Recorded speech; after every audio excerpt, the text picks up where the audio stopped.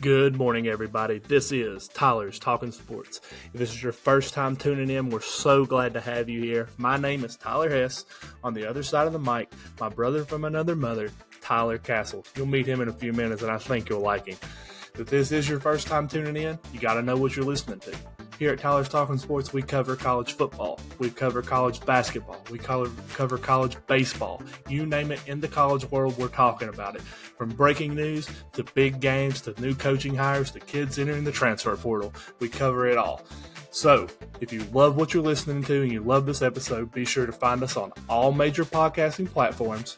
Find us on social media. We're on Twitter. We're on Facebook. Be sure to give us a follow and a like there. We're also on YouTube and TikTok, but on YouTube, be sure to give us a subscribe, because when you do, that allows you to get exclusive content that nobody else gets that's not subscribed to us. When you subscribe to us on YouTube, you get exclusive access to our 10-minute episodes that we drop weekly throughout the week. Plus, our 2 episodes we drop every Monday and Thursday at 6 a.m. You're not going to want to miss any of the content we have, and we appreciate you guys being here, and we hope you enjoy the episode. This episode is brought to you by Next Level Fitness Club in Lebanon, Virginia. 1806 East Main Street, Lebanon, Virginia, 24266. They are a 24/7 gym facility, 24/7 tanning. They also offer certified personal training and certified functional fitness classes to fit all needs. If you're in the market for a gym membership, this is a great place to hit up. Hit up Ethan, Tyler, or Jordan at any of their numbers, and check out their website at www.nextlevelfitnessclub276.com. This episode is brought to you by Little's Lawn Care. Little's Lawn Care is the all-you-need lawn care people. You need your yard mowed, you need your leaves blowed out of your yard, you need your gutters cleaned out, contact Little's Lawn Care at 276-698-5104. Again, that number is 276-698-5104. You can text them and you can call him. His name is Brandon Little. He's an incredible person, and be sure you let him know that Tyler sent you.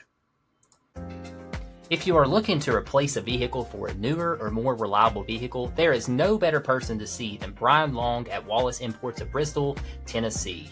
He puts his customers first and really cares about helping achieve your dreams of a new car.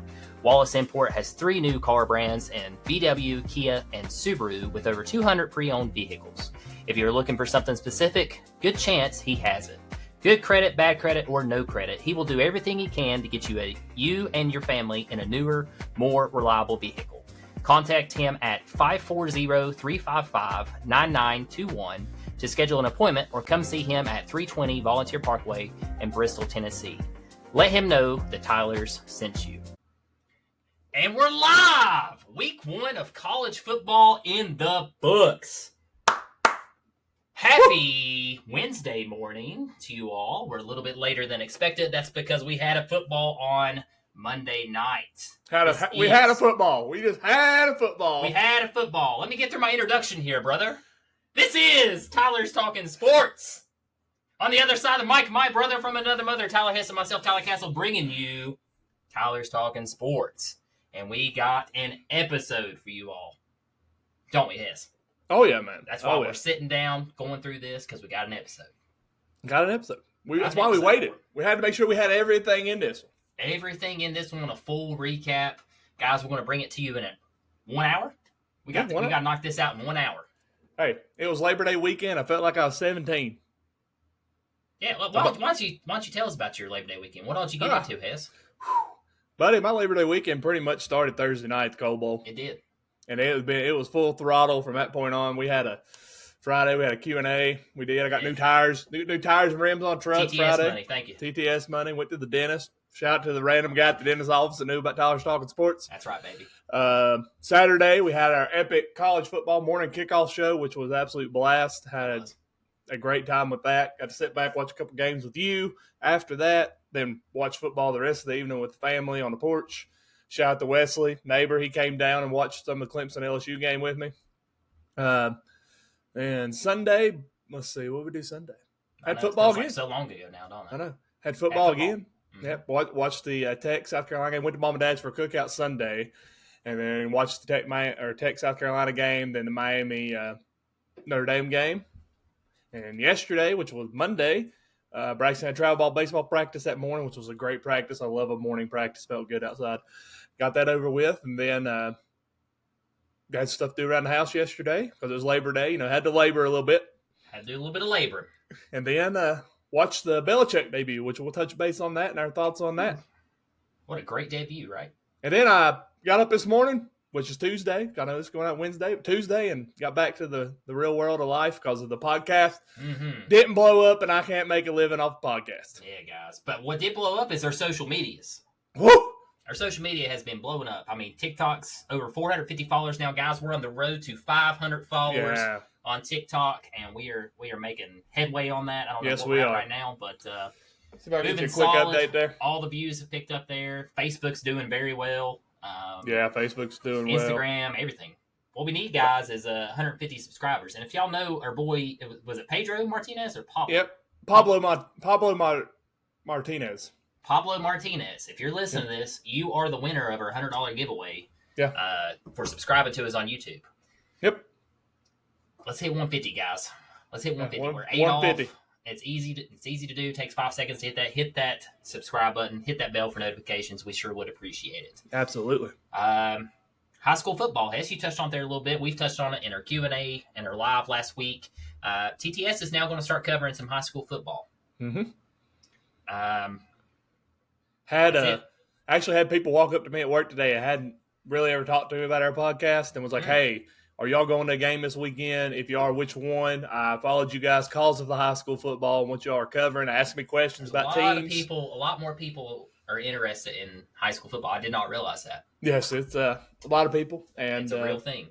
Which is fine. I had a blast Thursday. I know you did too. I mean, we had a good time. I mean, I know it's local rival game for us, and we'll try to go different areas we haven't been before, so that'd be cool and see players we haven't seen. I mean, for the most part, though, we are pioneers through and through, but we do want to showcase some of the talent here in Southwest Virginia. I mean, again, we shouted out on our page last night, I think, but Parker Lowe, again, freshman debut, dude, tore it up, absolutely incredible. But yeah, Mr. QB1, one play of the week for WJHL. Saw that. That touchdown he had, so that was pretty cool. But all the high school fans and people coming into our page, don't worry, we're going to get tuned up. We're going to get it going. Yep. Do have some stuff coming up next 2 weeks. Birthday parties, travel ball tournament starts Saturday or the 13th for me. So you'll be in Pigeon Forge, I think, that weekend. Yep. It's got some things going on, but we are going to get to the high school. We will follow it. We will make posts, at least on our social medias. I'll do the best I can to get score updates for what we are kind of covering and whatnot. We'll probably be hitting the 4th game of the season, probably. I'm assuming probably that September 19th, right through there, is when we'll get hit the next game. And, guys, what I'd like to do is do a poll at the beginning of the week with three teams, 3 games, or 6 teams, rather. 3 games on, like, Monday or Tuesday. Y'all vote. Tell us where we should go, and we'll go to that game. We'll cover it. We'll try to do the same things like we did with the Lebanon Homeacre game. We'll try to reach out to whichever game we go to. We'll try to see if we can get on the sidelines somehow. That would be nice. Coach Norris, if you do listen to this podcast by any chance, you're going to lose your gym membership if you don't give a sideline. Next Level Fitness Club owner, I talked to him. I know him personally. He told me that he would end that membership. We do got some little things on the back burner too. I mean, you talked about it. I think Adam was talking about it maybe too with you about like doing some stuff with the Pioneer football team at the gym, stuff like that. Mm-hmm. So Pioneers, to all our new listeners or football players, we're coming for you guys. Be ready. We're going to showcase you guys, put the spotlight on you. We're excited about it too. Yeah, more interviews coming. Yeah. I've already got a couple of the players I think I've reached out, or at least I know of, or wanting to be on the show. I think Mike's taking all the spotlight from him. There's like, you know what? Hey, I want some spotlight to QB1. He balled out, so. Yeah, shout out to Mike, though, again. Appreciate everything he's done for us. So he's really been advocate for Tyler's Talking Sports, and we appreciate that. His entire family. And his entire family. That's what I was going to say, his entire family. We appreciate that a lot. But, yeah, man, we had week 1 of college football. We did. And it was good. Yes, we did. It was great, man. I enjoyed it. What was it, 5 days? Thursday, Friday, Saturday? Yeah, 5 days. 5 days of college football. Life felt great. It felt nice to actually turn on the TV, and there's something there that I want to watch. Shout out to YouTube TV for multi-stream. Multi-view. Multiview, thank you. Why did I say multi-stream? It is streamed in technical multi-streams, but yeah, Multiview, but no free shout out. You know how the roles go, baby. Yeah. Top 25 rundown. But before we get to the top 25 rundown, do you want to give out the new AP poll? I want to do the top. I want to do the top 25 rundown. We're just going to go through the games real fast. You want to do that at the end? We'll do that at the end to kind of say this. If I look at the notes, guys, we'd be set. But this top 25 rundown is brought to you by our presenting sponsor, Next Level Fitness Club in Lynn, Virginia. We appreciate everything those guys do for us. So the top 25 rundown, we're going to go through the top 25 games, just tell you the score, and then there's a couple games we're going to break down here and down near the bottom. First game, big noon kickoff. You had that Texas, number 1, traveling to Columbus against Ohio State. Texas just didn't have it going. Lost 14-7. Nevada versus Penn State was number 2. Penn State won 46-11.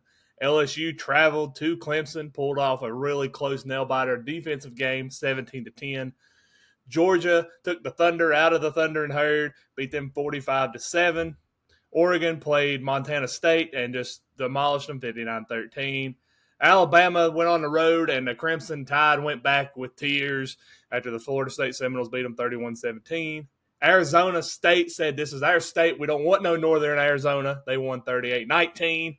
Michigan beats New Mexico 34-17. Florida said, we're a bigger island than you, Long Island, because we are an island by definition. Won that game 55-0. Give me claps on that one. Yep. Eastern Texas A&M. That's just Texas. Yep, that's Eastern now. Maybe. It is. I watched. You told me to watch SMU. You want to know about that offense? You want to know about Jennings? Yes, I want to know how Jennings hit. 42-13 victory there. Kansas State, nail-biter of a game. I don't know what's going on in Kansas State, what's going on in Manhattan, Kansas. Yeah. But Avy Johnson did what he could there, but they ended up winning 38-35 in a very close game there. Oklahoma, with their new quarterback, took the one who can't privatize his Venmo transactions. They end up winning that game 35-3. Apparently, he won the money on that bet as well. Yeah, Texas A&M won 42-24. Close game for a little bit, but Texas A&M ended up pulling away. UTSA is a pretty good little program, but A&M pulled away at the end. Indiana, we had them on upset alert. They said, don't circle us for upset alert because we're going to prove you wrong. Hey, it was closer than people thought. It was. They ended up winning 27-14. Ole Miss just came out and just said, finally, this game was tied going into the second.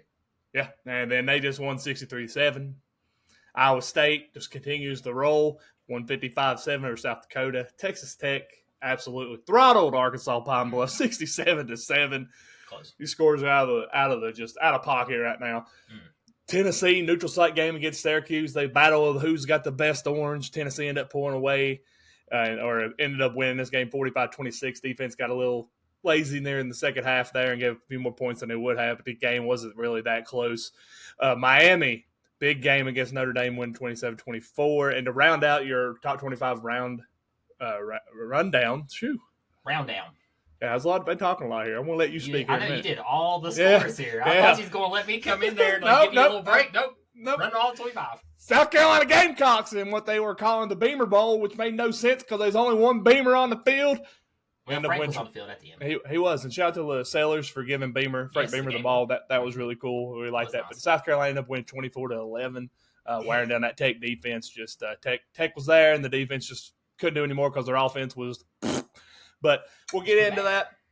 But you got this next section, big dog. We'll break these down together. These are another game recaps brought to you by BW Insights. Yeah. We had the Duke's Mayo Classic on Thursday, which was App State facing Charlotte. App State goes on to win 34-11. AJ Swan absolutely tore it up. 31-46, 3 touchdowns, 368 yards. They also had the run game established. They had Debenin. Probably mispronounced. Debenin. I think that's right. 111 yards, 111 on 22 carries, 1 touchdown there. So very excellent game. Looking forward to watching App State the rest of the season. I think they got a very high ceiling, honestly. I really got the next one. Nope, I ain't done. No. We're going to break these down. We're breaking these down. Yeah, we're breaking these games down. Gosh, I want to go back, though. We are. We got games. We got more here. We got a whole lot of games here. Okay. Whole lot. I got a lot to go over. And if there's a game you want to go back to, we will break it down. It'd be nice if you look at the notes before we start the show. Okay. Anyway, sorry guys. Sorry about if y'all are listening on headphones. Sorry about that. Well, yeah, I'm going to agree with you there. App State, they came out and just said, "Here we are." And it reminded me of the old App State that we got used to. I mean, you kind of grew up watching where they were just dominating. Granted, defense. Yeah, I mean that was the big thing when we went. I go back to last year when we went to Boone. Everybody thought, "Hey, our offense is pretty good, but we just have no defense." And I think it was Lee or maybe one of the other people from River Street. They were like, "Y'all gonna win this game?" I think it was Lee in that interview we did. He said, "We'll win as long as our offense can outscore the points that the defense is going to give up today." And the defense was phenomenal. It does suck that they did have two of their starters. They would have ejected in the second half for targeting, so they will be out in the first half against their next game. But it's a high school team they're playing, so it's really not that big of a deal. But it was really good to see. I think App State's definitely headed in the right track. AJ Swan, absolutely, like you said, torched it, and that was I was happy to see that. I'm excited. I hope they keep it going. I really would like to see App State make the Sun Belt Championship game. I think, but no sacks by that defense, though. That's one thing, though. We'll talk about no sacks. Thing, and we don't know how good Charlotte is. That's true, but it's very early. But App State did what you would expect a good team to do against possibly a bad team. So that was good to see. Business. They look and based off what we were talking with the Sun Belt Syndicate and some people that were there, App State fans showed out. Yeah. Ran Charlotte out of their own big NFL stadium down there. They took over that place. Yep, absolutely awesome. Next game, go ahead and get that one. ETSU, the Buccaneers, had Murray State at their house. Murray State wasn't welcome. They lost 45-17 to the Bucks, baby. And I think, if I'm not mistaken, ETSU ran a dual quarterback. Is that correct?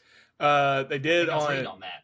McNamara, which, if you don't know, he was at Michigan, transferred to Iowa. Then he came to ETSU. He did most of their passing. They ran the other quarterback for a rushing schemes, kind of like Texas did Arch last year. Gotcha. Okay. So, I saw they did have a dual quarterback going on there. McNamara had 146 yards passing, 12 of 17, one touchdown, one interception. Our boy Houston from last year, if y'all remember, if y'all tuned in last year, we talked about him a lot. He had 128 yards on 14 carries and 2 touchdowns. He really carried that offense to the win. Ogle for Murray State had 226 yards, 22 of 35 passing, 1 touchdown, 2 interceptions. Mm-hmm. But this game was just dominated by ETSU. It was. And, honestly, I was surprised at how well ETSU won this game, especially with the coaching change and stuff. Losing the quarterback. McNamara, that was a great pickup. Yes, it was a very good transfer pickup by them. Yeah, so good to see. Good to see the Bucs win. Local team.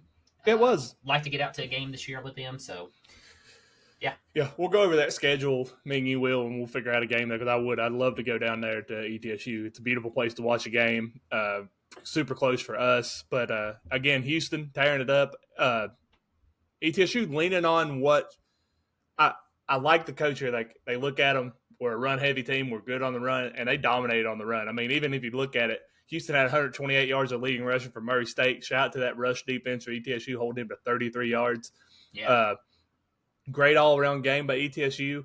Got a good matchup coming up for them this week. They travel to Neyland, to Tennessee. We all expect Tennessee to win that game, but, ETSU, I feel like they'll be competitive, and it'll be interesting just to see where they stack up and see, like, have they took a step forward as far as the FCS school, or are they still the ETSU that we've known over the last couple of years? And I'd like to think that they've taken a step forward with the new coach and the players that they brought into the transfer portal. Well, it was a great way to open the season. And, 45 points, so. We're talking about it. They're going there next week, so why don't we just talk about the Battle of the Orange? Battle of the Orange here. The Vols take on Syracuse in Atlanta, so not even a home game for either one of these squads just yet. And the Vols win 45-26. Yes, they do. Joey Aguilar had his debut with Tennessee. He looked great out there. 247 passing yards, 16 of 28, 3 touchdowns. Excellent game, no turnovers. That's the key for this team, in my opinion, with Joey. Very smart with the ball, looked good. And Jelly surprised me, which I said it in the live. And Jelly looked great for Notre Dame last year, driving down. If you remember when Riley Leonard got hurt against Georgia, Angeli was the backup quarterback for Notre Dame, came in and led led them down the field for a touchdown drive. So I thought he would be good. He had a good game, 23 for 40, 274 yards. He did have one interception. Wasn't really his fault, but it happens. Good defense from Tennessee. They did get a little, I'm going to use Hess's words here, lackluster in the second half. Just kind of got lazy, it felt like. And I think injuries, too, are going to hurt this team a little bit. We talked about that. We can touch on it as the weeks go on. How about the running back room, though, in Tennessee? All three running backs had 3 touchdowns. Thomas had 92 yards on 12 carries.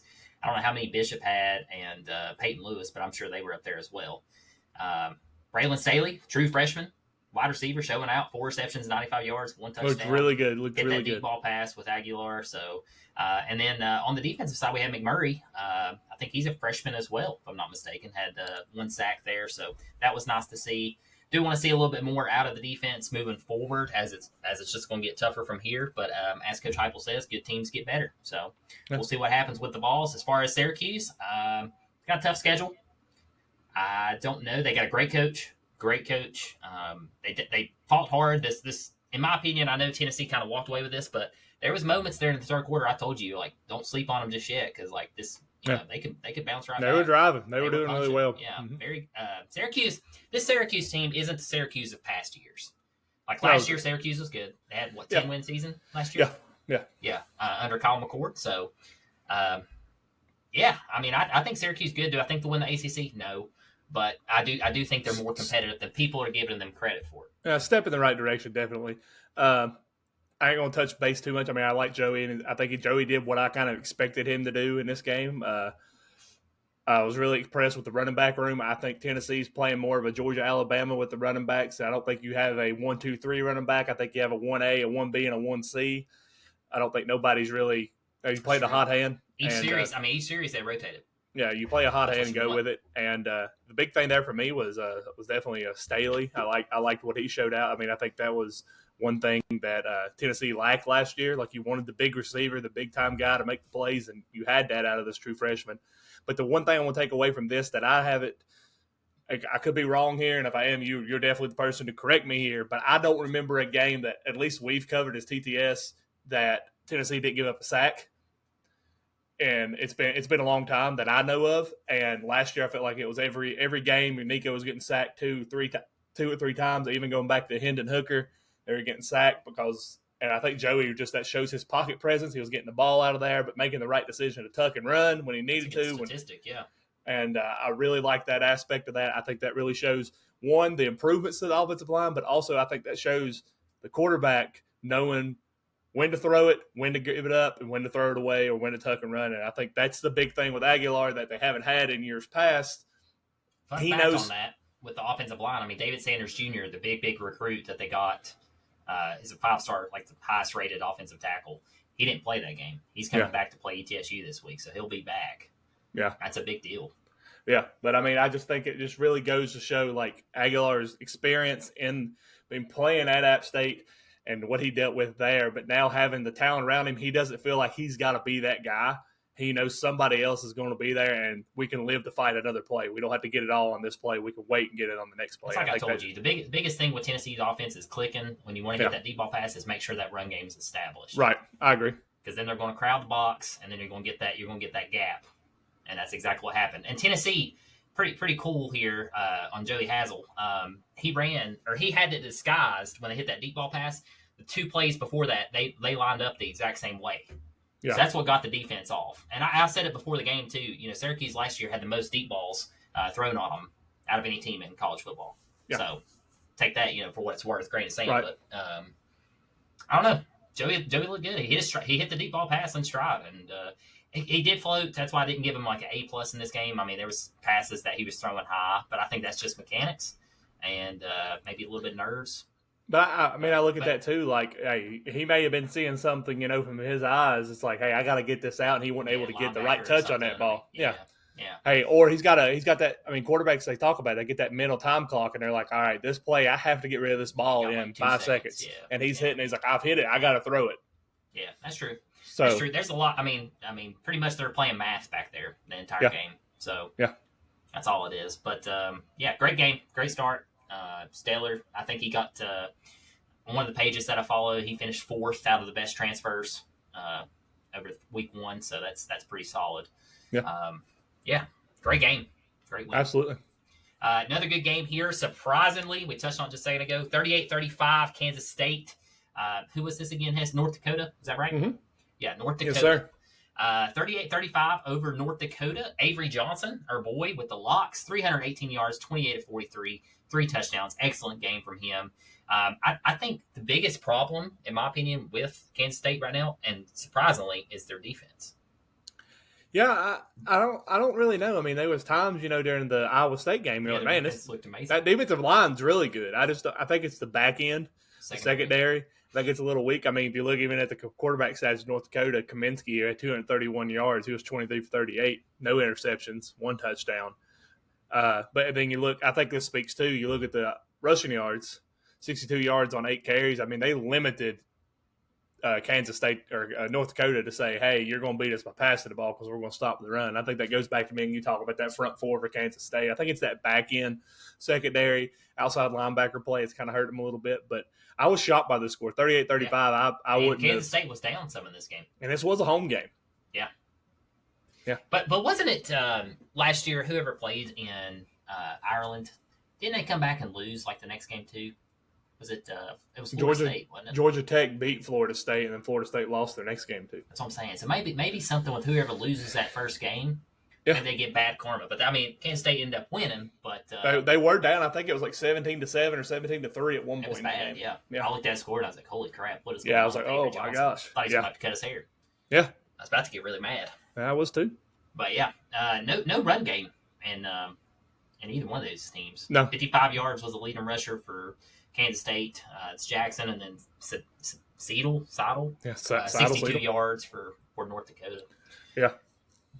Surprisingly, big game for Josh Brown though. 12 receptions for 109 yards and a touchdown. So that was pretty good. Yeah, that's pretty solid stat right there. Yeah. Yeah. We'll see, man. I know I picked Kansas State. I think I picked Kansas State to win the Big 12. Yeah. But starting to change my mind. Well, I'm already on the wagon that I think Kansas is the best team in Kansas. Yeah, I like Jaden Daniels. Yeah, I do too. Good guy. Another big one here. The Gamecocks played in Atlanta as well on Sunday against the Virginia Tech Hokies. Close game till the 4th. Very close game till the 4th. Gamecocks pulled away and win 24-11. There was a huge, crucial turnover there, or punt return, sorry. That just kind of solidified the game, honestly. Well, here's what's funny. But I was watching that, and Tech punted it. They called a flag. I think it was too many people on the field. Shane said they're going to punt again. He said punt it again, and the punter punted it actually better the second time. Yeah. But South Carolina blocked all their people running down the field. Like they set that too. Yeah, but I mean, they set that up for the return. Like I think Shane seen something on that first kick. I don't think he was trying to get coach. So yeah, I don't think he was trying to get a better field position. I think he's seen something on way Tech lined up and was like, "Hey, line this way up and let's do this coverage on this return," and it worked out. Like that solidified the game. Yeah, I mean that won the game for him for sure because then Tech had to go down and score. Like it put the pressure on them to pass it because they were kind of at that point in the game. South Carolina had stopped Hawkins from running the ball, which I got to give. I know he only had 58 yards, but that boy was running hard. Yeah, Hawkins. He was fighting for everything. But I do want to say this too: Green for Virginia Tech is an absolute stud of a wide receiver. He was catching. You put both of them. But Green, I mean You just put it in arm's reach, and that one catch they called pass interference. Yeah. And he still reeled it in. Oh yeah, man. I mean, that was stupid. It was, but it was pretty wild. I was impressed with Tech. It was 8-10.5. I was very happy to see that, which I told everyone that this game would be close. I did think the Gamecocks would get the edge, just based off. I think Sellers is a better quarterback, and I think Tech fans would agree with me after what they just saw out of Drones. Well, I mean, you do see Tech fans though saying that. Virginia Tech was out statistics better than all of them on South Carolina on every aspect of the game. They had more total yards. They had more rushing yards total. They had better defense. They didn't win on the scores. Yeah, and that goes back to Drones. And, Drones, that's what I'm getting at. He had 2 interceptions. 15 of 35. That's unacceptable. 221 yards passing. Lenore Sellers, 12 of 19. Sellers went cold. he started off hot when the South Carolina came out and they scored that first opening drive. I was like, oh, that's exactly what went through my head. Yep. I was like, this could be ugly. And then we kind of seen him settle down, and he didn't really perform well after that. I don't know what happened. I don't know what changed up, but shout out to Tech's defense. Mm-hmm. I was very impressed with Tech's defense. Much improved over last year. Defense. So if you're a Tech fan listening, I think you should be excited about the future of Tech defense. Maybe we can get back to some of the old ways of the Bud Foster days with Tech defense. So, yeah, good defense. I can't say anything bad there. Just got to capitalize, on the turnovers and try not to turn the ball over. Yeah. And special teams, you can't let that happen. You can't let that happen. You can't, definitely Tech. In reach. I mean, you can't let it happen at Virginia Tech. No. I mean, you're a special team. You think special teams. You think Virginia Tech, and that just can't have that. Just can't have that. But Hawkins, like you said, he had 15 carries, 58 yards. Adaway the third, also a very hard runner for South Carolina, had 60 yards, 14 carries. That tells you these run defenses were excellent. I thought Tech did amazing on the run defense because every time that Adaway started to run, he had nowhere to go. So excellent run defense. Like you touched on Green, dude. Harbor for South Carolina is an absolute stud. Well, he's an Olympic gold medalist. He's a track star. Holds the record. He's huge. He holds the record in SEC for 100 and 200 meter yard dash. He's stupid fast. He got the fastest rating on NCAA 26. Okay. He's the fastest kid in college. He's a beast. 3 receptions, 99 yards, 1 touchdown. He got all that on that one too, pretty much. Yep. Very, very good player. But look at I want to say something here. Look at the 8 tackles from Reddish there, and then Johnson linebacker had 10 tackles total. Yeah. Tech's got a tough one coming up this week. They got another SEC. They got Vandy, so maybe they can get a rematch. That's at home though. That's in Blacksburg. It is in Blacksburg. So yeah, I'm definitely gonna be tuning into that game. That's a big game this week. I think it's 7 p.m. I think it is. Yeah, night game. So yeah, go Hokies. I'm cheering for the Hokies in that one. Yeah, absolutely. Yeah. And you know what? I was talking to some Hokie fans at the gym. Next Level Fitness Club, one of our sponsors. Why not put Pop Watson in? Here's my thing. With Joel, he's doing the same thing he did last year. Yeah, it's like a one hit wonder. I know I'm going to catch flack for this, but I look at this the same kind of way I look at the Texas situation with Arch Manning. Sure, game one. I think you've got the best quarterback that they see as a coaching staff playing quarterback. Yeah, they've seen all spring. There's more to playing quarterback than the statistics and throwing the football and everything. I just think they're seeing. I think Drones knows the offense better. I think he has maybe. I don't think it's on a mechanic standpoint. Pop Watson might be more athletic. He may have a better football. He may be able to throw it better. But I think it comes down to commanding the huddle, the team respect. Because, you look at Tennessee last year with Nico, you could see at times that that team didn't respect him. No. And I'm not saying they don't respect Pop Watson, but there's a lot more that goes in that quarterback position than just saying, okay, this is the best guy. Sure. As far as talent. And I'm just saying, why not give him a shot? In that moment, in that game, I don't think that's the place. Okay. But do I maybe get some packages in there this week against Vandy to say, hey, you know what, let's see what Pop could do? Well, yeah. If Jones comes out and sucks. Well, I don't even think you got to do that. If Jones comes out and sucks, he sucks. But I think you throw packages out there and be like, hey, we see this formation or they're running this defense a lot. Let's throw Pop Watson out there and get him back 2 or 3 plays. Change the pace a little bit.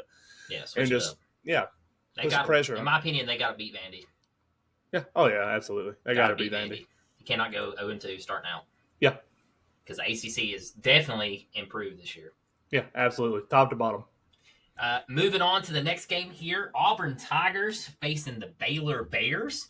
Auburn pulls away in this one. It was pretty tight there for a while. Auburn wins 38-24. This is Jackson Arnold, right? Yeah. Wow. He has bounced around. He still can't throw football. Still can't throw the football. I was getting ready to go over that stat. 11 of 17, no touchdowns, 108 yards. Yeah. Boy, can he run it. Game. But he can run. 137 yards rushing, 16 carries, 2 touchdowns. Yeah, he's a dual threat quarterback, I guess. Yeah. That's the way you look at that. More of a running quarterback. He would do great at Army. Robertson can play. He can throw the football. This is quarterback for Baylor, in case y'all didn't know. 419 yards, 27 of 48 passing, 3 TDs. This game's just complete opposite, honestly. No. You had run game versus pass game. because rushing yards, we just went over Arnold. Lead rusher for Baylor was Washington with 54 yards, 14 carries, so no run game there for Baylor. And then the receiving yards, which is no surprise here, leading receiver for Auburn had 26 yards. Just looking at those stats, I would never guess that Auburn put up 38 points and won this game. Well, I mean, it single-handedly goes on the back to the rushing game. I mean, they controlled time of possession. They took possessions away from Baylor. I think if this was a passing game, Baylor wins this game. Oh, without a doubt. But I think the fact that Auburn had such a dynamic running attack in this game, they were able to take more time off the clock, own time of possession, take possessions away from Baylor. But my big thing is, where's the Auburn secondary? Nowhere. Where was Eric Singleton Jr., the biggest transfer out of the portal, wide receiver out of Georgia Tech that Auburn got? Yeah. Where was he at? Like, Jackson Arnold's doing exactly what he did at Oklahoma, which made him lose his job there. He cannot throw it more than 10 yards downfield. If it's 10-yard play, 10-yard dig route, by God, he's probably the best in the country. 11-yard dig route, he's going to throw an incomplete. Yeah, I mean, I like Hugh Freeze. I think he's a good coach. Yep. I do think Auburn's improved. I'll say that.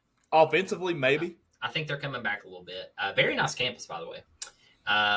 But Baylor's no slouch. So no, this was in Baylor too, by the way. I'm going to give credit to Auburn here. I think Auburn's improved from last year. I think we see Auburn maybe pull off an upset this year. Ooh. Play maybe. Georgia, right? Oh yeah, every year, buddy. That's biggest house always rival. Big rival. Yes, it is. Hey, fun fact about that. They actually set up a tailgate on the border of Alabama and Georgia at a certain place every year.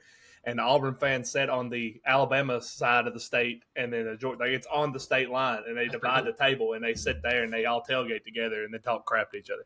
That's what I like. That's what I like to hear. It's like me and Hess sitting across from each other doing a live. Yeah. For you all. Yeah. Yeah. Talking smack to each other. That's right. But this year, Georgia, just to touch on that real quick, Georgia and Tennessee play in 2 weeks, and Hess and I are going to be we're not even going to be able to watch it together. Yeah. Because we're not used to that at all. Yeah. Our lives are still pretty busy right now, so not too happy about that. But Hess and I will definitely be talking smack. Don't y'all worry. Don't you worry. Yeah, we'll see what happens there. So next game here, I'm glad you put this one on here. I'm so glad you put this on here. The Utah Utes, Hess and I like the Utes from Utah, faced UCLA, home game for UCLA.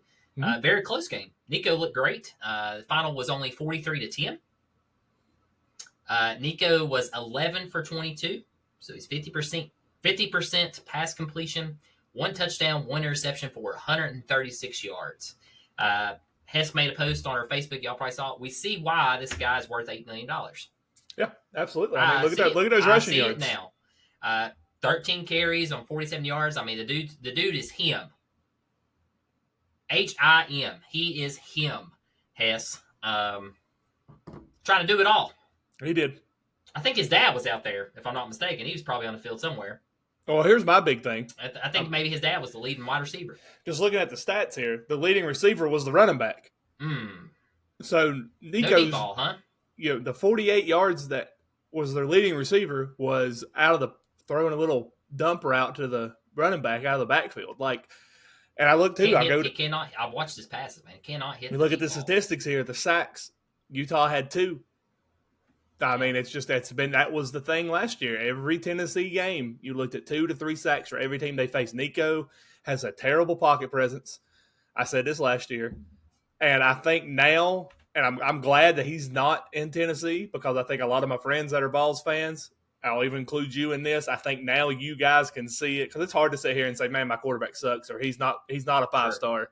I think now it's going to shine a light on it, and I think it's a blessing in disguise that Tennessee was able to get rid of him and Heupel stand on business and do what he did. Now, I'm not going to sit here and talk bad about this guy, because obviously he is talented. He's playing D1 football. Yeah. But I do not think – and I'm going to touch base on – I got something I'm going to throw at you when we get done with these about these 5-star recruits. But I just think it is a change of offense, but, I look at Joey Aguilar – we did talk about it, though. App State kind of ran the same offense at the time as Heupel. A little bit more dynamic in Tennessee, but the same kind of process. Deep passes, use the running back, style, play action. Yeah. But I think UCLA came into this thinking, hey, Nico's going to come in here and going to change the face of it, and it's not there. And Well, the he talent. had a whopping 36,000 people show up. They didn't even get close to selling out or anything. I don't think the hype the hype's just not the same over there.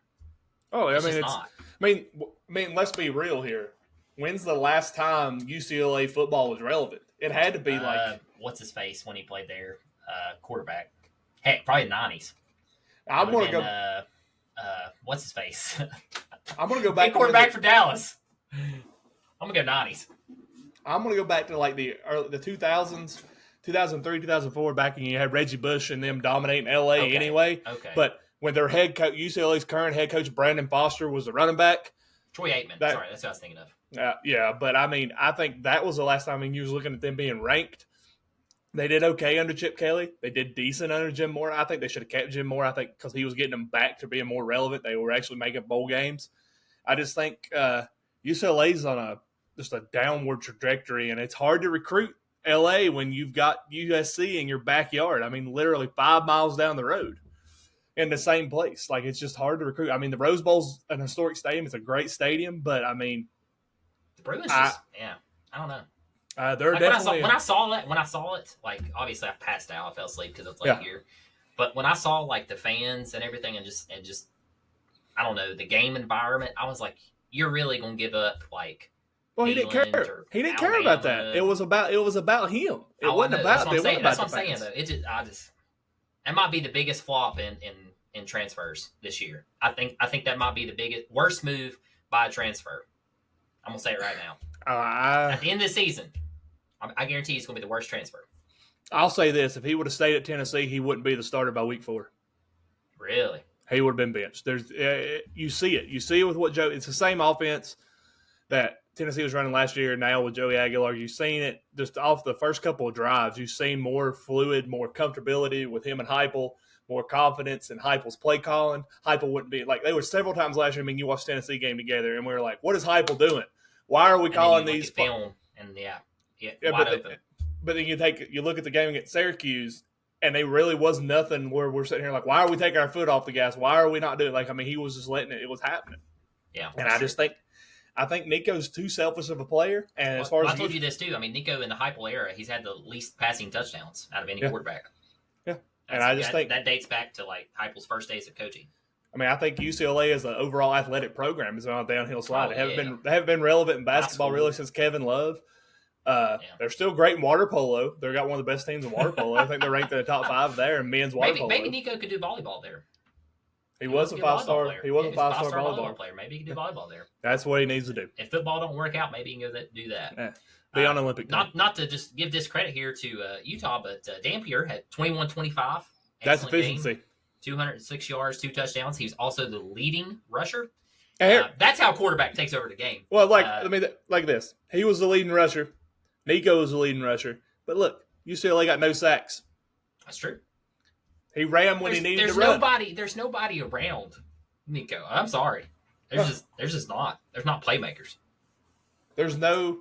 It blows my mind because his dad was like, "Oh, we need these recruits and all this." He's telling Heupel who all they needed, and they needed to be better here, with the offensive line and everything. I mean, and you go to UCLA. I think he looks at it this way: 1, he got his $8 million. 2, I think they think that now he's at UCLA, they'll be able to take recruits away from USC and be able to give the. I think they're looking toward next year, right? But a big stat here, or a big thing I'm thinking. I think the biggest upset or the biggest. I think last year Josh Heupel should have been coach of the year for the single fact that he got Tennessee to the playoffs with a subpar quarterback in Nico. Wow. I think that right there speaks volumes. I think it speaks volumes to the defense, but I think it speaks volumes of Heupel's coaching ability to the fact that Tennessee actually made the playoffs with this guy at quarterback. I like that. I mean, maybe Nico turns it around. We'll see. But I don't see it. He's too selfish of a football player. This Utah team's good. Let me say that. It is. This Utah team is good. I think Nico is too selfish of a football player to be on a team that has no talent or not much talent around him, because now he's going to want to do it all himself anyway, and I think it's just going to make him look worse. Well, we saw that against Ohio State. Yeah. So, best of luck, UCLA. I love seeing the Barstool, the Barstool on Twitter. Yes. All the Barstools. I love seeing UCLA's like Tennessee. Why didn't you tell us? Yeah. And it's like, we tried. Try to tell you. Hey, here's a fun fact. He almost went to Oregon. Did he really? Yeah. I mean, he visited Dan Lanning and Oregon the week that's y'all right. played Ohio Dan State. Lanning's the one that called. Yeah, And he was going to go, but they said based off his performance, they only was going to give him $1.5 million. Phew, he's worth 8.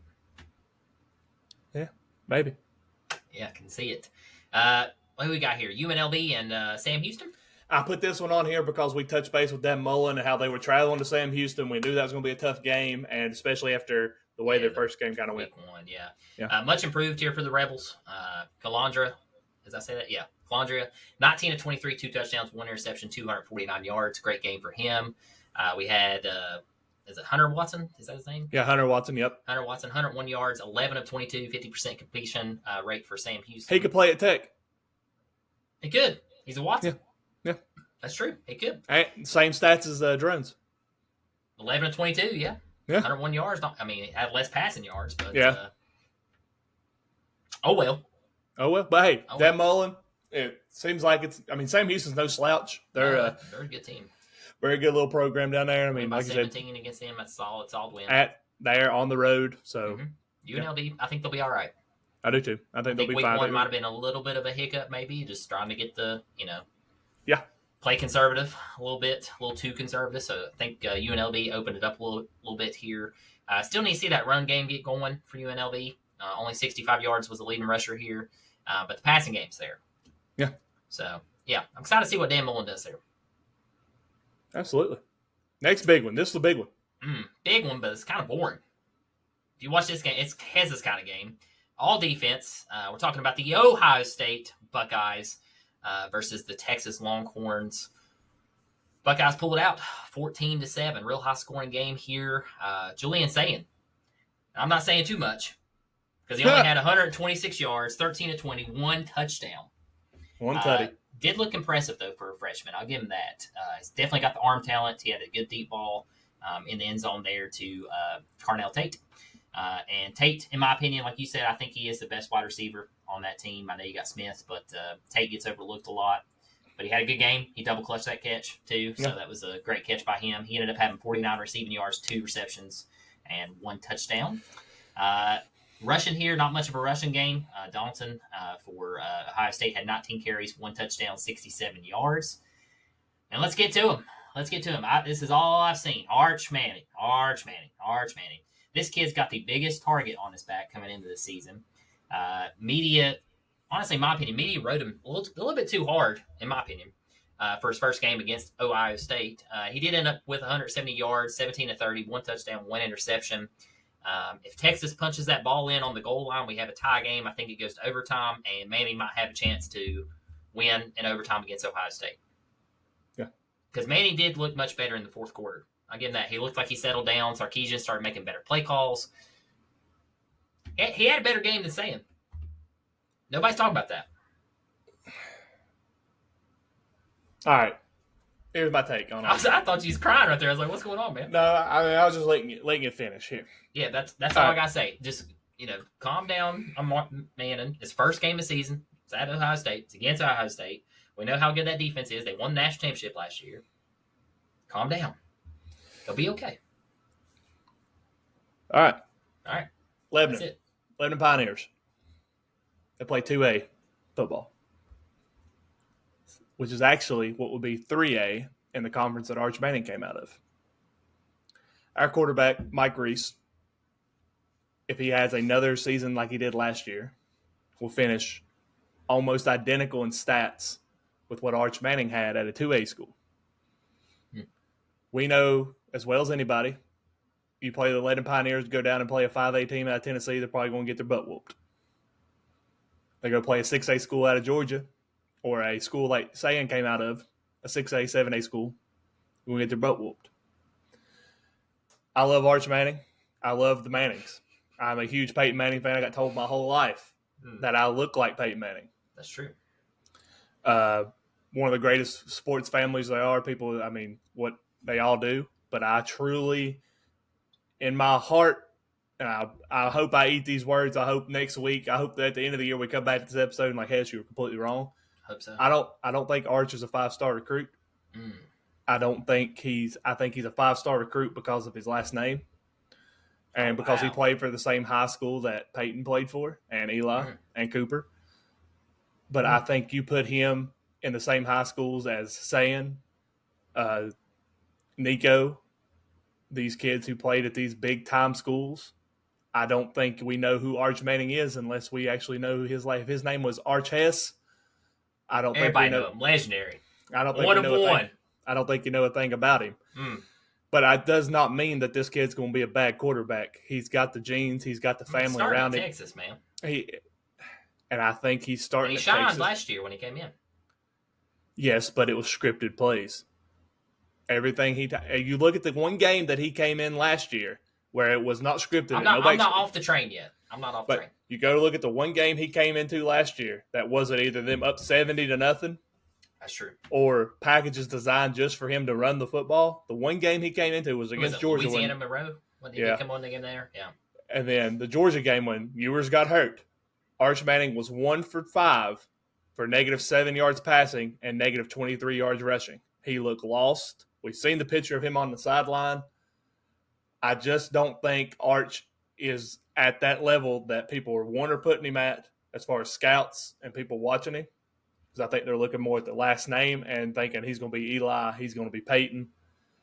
I think the best thing for him was to set the bench. I think that's why if he was as good as advertised, there's no sense in the world that Sarkisian didn't play him over Ewers last year.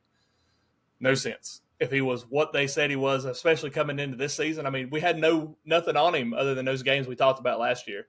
And the one game that he came into that was not planned for him to come into, he looked lost. And I just don't think – and it's nothing against him. He's got the work ethic. He's got the people behind him to make him into a great quarterback. But I do not think Arch Manning is what these people think he is. And, I mean, I hate to say it, but, I mean, you look at Michael Jordan's kids. You look at, I know Charlie Woods is young.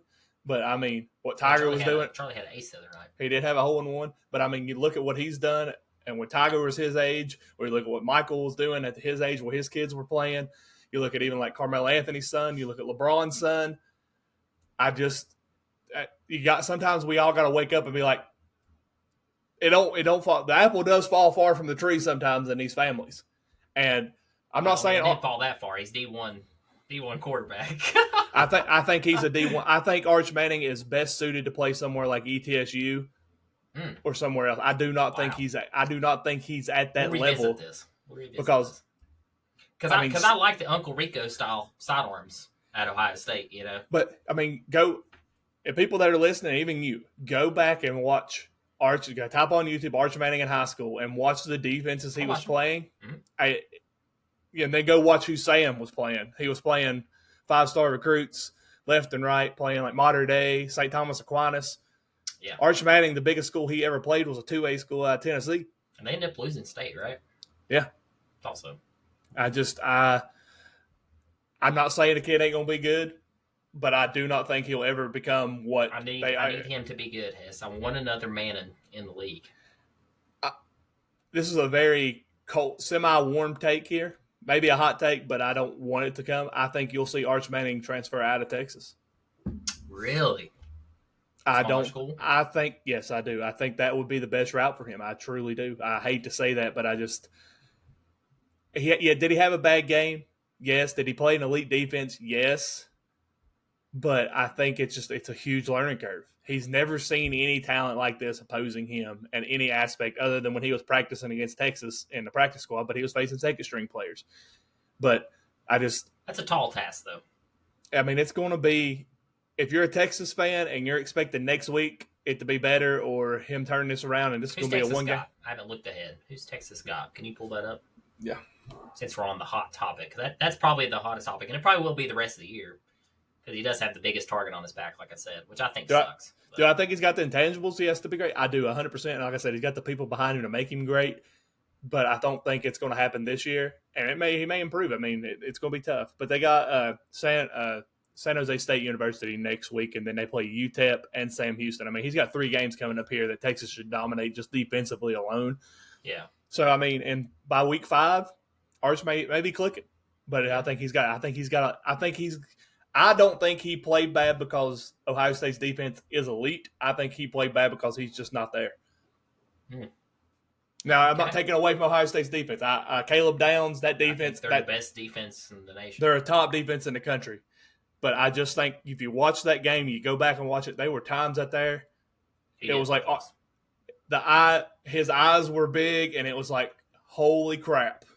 And I just think that's where he hasn't seen that. I mean, most of these guys we talk about, Carnell Tate, Joey Aguilar, Gunnar Stockton at Georgia, Ty Sampson at Florida State, or at Alabama. You don't know what school he's at. Yeah, they played these guys that they're playing on Saturdays. They played this talent level. He never did. That's true. He played what Mike Reese played out here against Honaker. And you bring a little bit bigger than that. No, the classifications. If you look at Virginia, wasn't it in Texas though? No, he played in Tennessee. Okay. Yeah. You look at the classification in the state of Virginia. Lebanon would be a 3A school. They would have been a bigger school than where Arch played in Tennessee. Wow. So he played a tier down. That's saying something though. But got started in Texas because of his last name. Maybe. Hey, I don't see it. We'll see, Hess.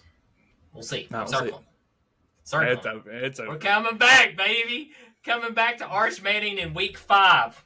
Week 5. So we're coming back to Arch Manning in week 5. All right. I'm not saying he's going to be Heisman. Let me specify this to listeners. And but I'm not off the hype train just yet. It's too early. I was always pumping the brakes on him. And do I think with what he's got as far as a family and the coaching staff and the people around him, can he be great? Absolutely. But do I think... You can say that with any player. I do. At the day one level. I'll even say this right now, and you're going to hate me for this, and you're going to say this is absolutely stupid. You need to just turn the podcast off and get off. Well, maybe I will. I think Nico's a better quarterback than Arch Manning at this point. Yes. That's below the belt, brother. We'll talk. I got more coming here in a minute. We'll talk on week 5. Next game up here. Go ahead. Let's move off the Arch train. We've been there for a minute. Notre Dame traveling to the U, Miami. Hurricanes squeak it out, man. 27-24. We had Sloth here. Carson Beck, 205 yards, 20 of 31, 2 touchdowns. Pretty solid debut for him in Miami. I was very impressed with Carr. True freshman here going on the road, 221 yards, 19 of 30, 2 touchdowns, 1 interception. Excellent game from him. I was very, very impressed. What was your take on him? Oh, I thought he looked great. Very poised. Looked like a true 5-star quarterback. What you would kind of expect out of a 5-star recruit. Well, he's just a freshman. So I guess Julian Sayin ain't that good. Sayin was a freshman playing against probably my personal opinion, the best defense in the country. Dude came into Miami. Sayin was home. I'm with you. Carr probably had the best freshman week. Oh, yeah. His quarterback. Yeah. But I also think that he has the best running backs in the country with Price and Love. So, Which Love didn't do much this game.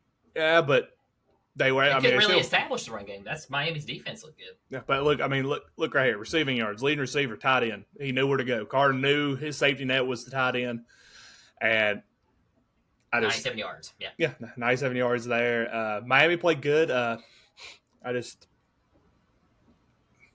Sorry, I'm just getting emotional here. It's Beck. I don't know if you've seen his post game interview. He was blessed to have the opportunity to play football again, and I think I'm glad he's gone from Georgia. I think that's from you. I think Hess was high on the Beck train, in case y'all didn't know. And I believe last year his season was terrible because our wide receivers were trash and couldn't catch nothing. Yeah, he looked pretty good. He did look good. He does have some wide receivers on that team. Probably catch of the week. Oh, yeah. Miami, yeah. Yeah, one-arm grab in end zone, With Tony, too. That kid Tony's excellent freshman. Yes, he is. Another great freshman. Yeah. Keep an eye on him. Mario Cristobal's doing some big things down there in Miami. The U is... Is this going to be the U from 2001, Hess? No, they'll never be a team. Never be nothing like that. Never be that again. Let's just be honest. But I do think the U is good this year. Yeah. They just be a very, very tough team. I think they're going to be a force in the ACC. I think I won't say the U is back, but we're almost back. We'll give them a half U. L for loser, baby. I'm kidding. I'm kidding. I don't mind Miami. I know we got a few Miami listeners.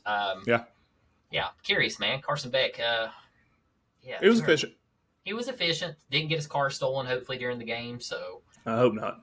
didn't hear anything about that. But yeah, Tony, I think it's a big time. He's going to be Beck's main wide receiver all year. I'll say that right now. Miami, keep an eye on them. ACC. Miami. Another Florida game here. Yeah, boy. Florida State is back in the house. Yes. Had Roll Tide there, and they rolled them out the door. They Won did. 31-17. Dominated. Nobody saw this one coming other than Lee Corso. Hey, I told you. It'll be close. Real close game. It just say it was going to be close. Castellanos, my opinion, looked excellent. He did get the highest rating as far as transfers in week 1. Yeah. He played for Boston College. In case y'all didn't know, Hess and I talked about him quite a bit last year with Boston College. Looking excellent for Napier. 152 yards passing. Not a lot of passing yards. Not a 14. But he also led him in rushing. 78 yards, 16 carries, 1 touchdown. Here's the big thing there. Florida State had 287 yards rushing as a team to Alabama's 87. Yeah. Alabama, I tell you. That's, what is that, their first loss? First game since, 2000-something? 2001, they lost to UCLA. Okay. And it's the first time they've lost by this much in the first game since 1997. And it's the first time they've lost to an ACC school in the first game since 1987. 87, there it is. That's the one I was thinking of. Okay. I knew it was a long time. And also, too, this is DeBoer's 4th loss, right? First, yes. And it took Saban how many years to lose 4 games? His entire, what? Well, he lost 4. He lost 3 his first year. His first year, but I'm saying 4 over the course. It's 0-4 against Power 5 conference. Unranked opponents. Sorry, that's what it is. Unranked opponents. Yes, and Saban is what? I mean, he's way up there. 136-4. Okay, thank you. I knew you'd have that stat. Yes. That's pretty wild. But that just tells you how good of a coach Saban was. And again, I'm not out on DeBoer. I'm not out yet. It's still very early. He's only 14 games in. Gotta give him time. Gotta try to build something there. I mean, I try telling y'all, Samson, it don't matter. I try telling him, Hess. I try telling him. 23 of 43, 2 touchdowns, 254 yards. Okay. Biggest problem, and I cannot believe we're saying this again this year, Riley for Alabama, 5 carries, 31 yards, was their leading rusher. Yeah. Alabama used to be running back you. We had Derrick Henry, Mark Ingram come out there. I mean, here's my thing with them. And you can keep going. You got TJ Yeldon. You can just keep going. I just stopped with those 2 because that's enough right there. Alabama, on paper, has the best offensive line in the country. Yes, I raved on their offensive line. But I look at these 2 games. Last year, it was Jeremiah Smith and Ryan Williams. That was the wide receivers we talked about. And neither one of them led their team. I mean, Bernard, 5-star recruit. Bernard balled out for Alabama. Back to DeBoer, circling back. He's not an SEC coach. I think it's a different way to coach. DeBoer is a great coach. DeBoer is a coach that will coach in the NCAA Division I Power 5 for many, many, many, many years. But what Alabama should have done is they should have threw whatever they had to at Oregon and Dan Lanning and got that buyout and got him out of Oregon, brought Dan Lanning to Bama, and then Oregon went and got DeBoer. Yeah. And we wouldn't be talking about nothing with DeBoer be doing great in Oregon, and Dan Lanning will be doing great in Alabama. What's DeBoer's buyout? $60 million? It's $70 million based off last year because he got incentives. But guys, it happens. It happens. Okay, Alabama's finally getting a taste of reality a little bit. Well, let's go to the 2000. I mean, we keep going back to this because I know pre-Saban days. Well, from 96 to 2001, Miami was one of the greatest. Them and Florida State were one of the greatest programs in college football. Yeah, they started losing. USC came in, took over. It was all USC. We was USC every year. Yeah, and it was USC Texas. And then you keep hearing Texas fans saying we're back because they're still hoping they can get back to those Vince Young's, Colt McCoy days. This happens in college football. Every 10 years, it cycles. All greats fall. Georgia, prime example. Georgia. It was Georgia every year. And suddenly, it went away, and then Mark. They're still up there, but no, I think Georgia's still in their good cycle. I think you're going to see Georgia still in national championships. I think you're going to see them. But I mean, you go back. But I'm just saying, year in, year out. Alabama's every year. But I mean, Georgia back in the '90s, they were irrelevant. Mark Richt came in. made them relevant again. They kind of fell. Then they brought Kirby in, and he took them the next. You got to get the right coach. Yes, but I mean, it happens to everybody. Tennessee's going to have their moment. Tennessee's going to get back up to where they were at. They're there. I mean, I think Georgia and Tennessee are both in their prime right now in this cycle of college football. And then eventually it's going to fall. Florida. You look at Florida. They were dominant, and then they fell off. LSU, they fell off. I mean, it happens. Auburn. I mean, it happens to everybody. Yeah. Mississippi State. DeBoer's not a bad coach. He's a great coach. It's a different play style. But he's a good coach. But I don't know if DeBoer is an SEC coach, but that doesn't mean he's a bad coach. I think you put DeBoer in Oregon and you bring Dan Lanning to Alabama. DeBoer! That's how you got to say that. Yeah, but I think him in Oregon, I think he does exactly what he was doing in Washington. And I think Dan Lanning he's got that mentality. Dan Lanning coached in the SEC.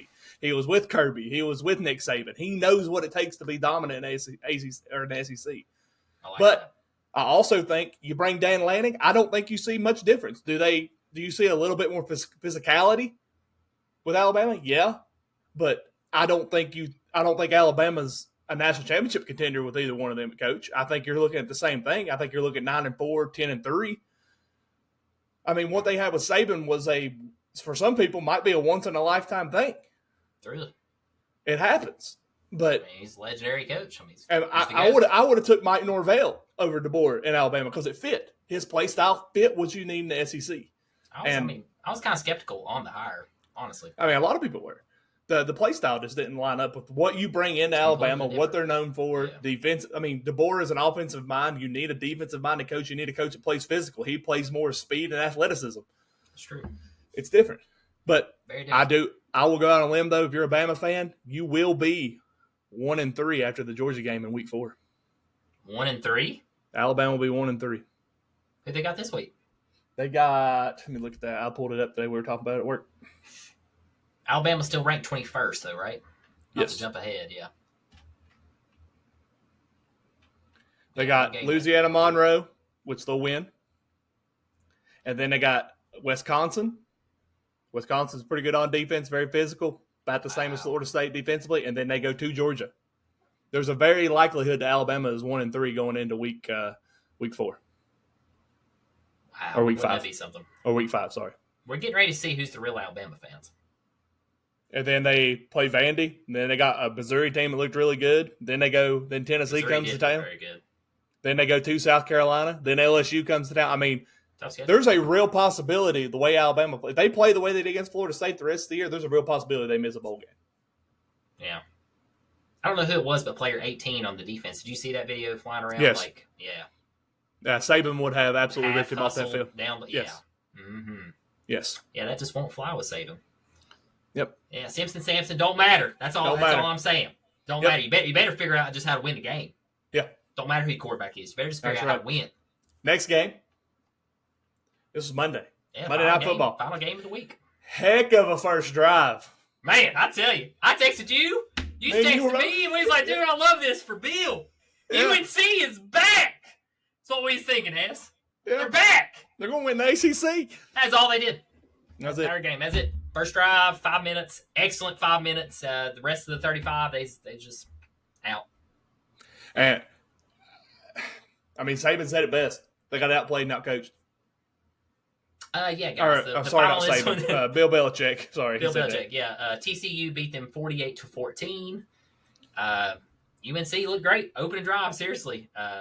Max Johnson came in, in the fourth quarter. He led him in passing. That's how bad it was, guys. That's why he should have been starting. 9 of 11, 103 yards, 1 touchdown. I did like the opening drive, though, by Gio Lopez. Yeah. That opening drive, I was like, oh, man, look at this kid. He's on a dime. I think he's 3 for 3 or 4. That was it. I think it was 9:30 p.m. Eastern time. And there was a stat that came up with ESPN. The time. The last completed pass was like 8:11. He went 10 minutes and 46 seconds without a completed pass. Yeah. And that was almost an hour and a half. And, guys, that's 10 minutes of UNC having to football. Yes. Almost an entire quarter. Yeah. Yeah. But Hoover looked great. 27 of 36, 2 touchdowns, 1 interception, 284 yards. Excellent player there. TCU looked sound. 113 yards there for Barnes on the run. 11 carries, 1 touchdown. Hood, I mean, just no run game at all for UNC. No. TCU's defense really tightened up after that first drive. 31 yards was the leading rusher for UNC. Yeah. Just Sonny Dykes said it best. They came in, felt like they were being overlooked, Man, they just got and people. whooped. And I turned this game off after half because I was like, it's over. Yeah, no, they came in. Sonny Dykes said it. He said they came in, felt like they were being overlooked, and people wouldn't give them the credit, and they were getting sick of the Bill Belichick talk, and they wanted to prove everybody wrong. And Belichick said it best. Bill is dead inside. I like that. Just no emotion. Like, we just got outcoached, outplayed. Let's do some questions. Yep. Just doesn't. That's Bill. It's like nothing bothers him, man. That's probably why he's the head coach. What hey, Lee Corso went perfect in all of his picks. He didn't miss a single game in his final time picking on game day. Headgear pick got it. Went 100% correct. 6 for 6. Shout out Lee Corso. Before we announce the AP poll, I do have a cool little stat here I wanted to bring up. TCU was the only team in the country this week to have a special teams touchdown, a fumble return for a touchdown, and an interception return for a touchdown. Wow. Yes, they were the only team to do all three of those. And I wanted to circle back to our conversation about the quarterbacks real quick, if I can find it here. Oh, by the way, that stat on DeBoer, DeBoer is 6-4 against unranked teams. DeBoer is 6-0 against. Oh, this is another one. He's also 6-0 against Sarkisian, Dan Lanning, and Kirby Smart. He can beat them. He's 6-0 against Sarkisian, 6-0 against Lanning, Steve Sarkisian, and Kirby Smart, but he's 6-4 against unranked teams. But the stat I wanted to bring about was about the quarterbacks. The 2023 recruiting class. Number 1 overall recruit, Arch Manning. Okay. Number 2, Nico. Number 3, Deontay Moore. Number 4, Jackson Arnold. Gosh. And number 5, number 5 was Malichi Nelson, went to USC, and now he's out of college football. Yeah. Guys, don't buy into everything you see when it comes to these 5 stars and 3 stars. A 3-star sometimes is better than a 5-star, and I just think sometimes people get wrapped up in the star, and these scouts really sometimes don't know what they're talking about. It shows. The whole thing has to fit. It has to. But they can be talented, but don't have the headspace in the right place. I mean, a lot to it. But to wrap up this episode, guys, we got the AP poll came out today. Castle, you want to go over that? Yeah, real quick. Number 1 now, you got Ohio State, rightfully so. Yeah. Right behind them, number 2, Penn State. Hess and I are very high on Penn State this year. Number 3, LSU. I agree with that take a lot. I thought they played very good. They went to Death Valley, beat Clemson. Nussmeier looks great. Got to establish that run game a little bit more. But number 3, defense solid. Number 4, Georgia. Sure. Number 5, Miami. 6, Oregon. 7, Texas. 8, Clemson. 9, Notre Dame. 10, South Carolina. Big one here. Whoa. 11. Wait a minute. Where's Alabama? Hang on. I'm not there yet. Oh, Number wow. 11, Illinois. 12, Arizona State. 13, Florida. Alabama. Oh, man. 14, Florida State. 15, Michigan. 16, Iowa State. 17, SMU. 18, Oklahoma. 19, Texas A&M. 20, Ole Miss. Holy crap. 21, Alabama. Don't worry, they're ahead of Tennessee. 22, Tennessee. 23, Indiana. 24, Texas Tech. And 25, Utah. Interesting. Wrapping up your top 25. There's some surprises on here for me. I sent you some text earlier. But it's early, so not much. If you're a Tennessee fan and your Alabama's ranked ahead of you, they lost to a higher ranked team. You all beat a very lower ranked team than Florida State. Sure. Illinois was ranked 12th. A lot of people were like, "Why is Illinois 11th?" They were ranked 12th, so everybody moved up because Bama was the bottom, fell out of that. LSU, I'll give it to them ahead of Georgia. A lot of Georgia fans are mad that they're not 3 or 2. LSU played a ranked opponent on the road and won. I mean, that's why I said Georgia. Sure. I mean, you're top 5. Who cares? Yeah. I mean, if you're top 5, it don't matter. I mean, at this time, guys, right now, the AP poll only matters till like week 10, and then we start worrying about the playoff ranking. So what does it matter? It don't matter.